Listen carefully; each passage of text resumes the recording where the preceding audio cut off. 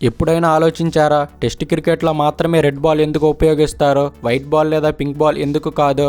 దీనికి ఒక ఆసక్తికరమైన కారణం ఉంది. మొదటగా టెస్ట్ క్రికెట్ ఎక్కువసేపు ఆడతారు. ఒకరోజు ఆట దాదాపు 6 గంటలకు పైగా, మొత్తం మ్యాచ్ 5 రోజుల వరకు కొనసాగుతుంది. ఇలాంటి పరిస్థితుల్లో పగటి వెలుతురులో రెడ్ బాల్ చాలా స్పష్టంగా కనిపిస్తుంది. అలాగే రెడ్ బాల్ పై ఉపయోగించే డై ఎక్కువ కాలం నిలిచి ఉంటుంది.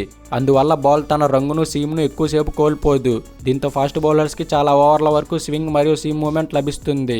ఇక వైట్ బాల్ మాత్రం త్వరగా మురికిగా మారి కొన్ని ఓవర్లకే తన రంగును కోల్పోతుంది. అందుకే దాన్ని ఎక్కువగా ఓడిఐ మరియు టీ20 మ్యాచ్లలో మాత్రమే ఉపయోగిస్తారు. మరి పింక్ బాల్ విషయానికి వస్తే అది ప్రత్యేకంగా డే అండ్ నైట్ టెస్ట్ మ్యాచ్ల కోసం రూపొందించారు.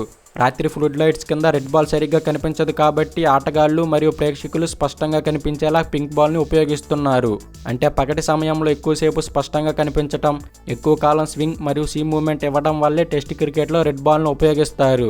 ఇలాంటి మరిన్ని ఆసక్తికరమైన క్రికెట్ ఫ్యాక్ట్స్ కోసం క్రికెట్ స్టఫ్ ఛానల్ని ఫాలో అవ్వండి.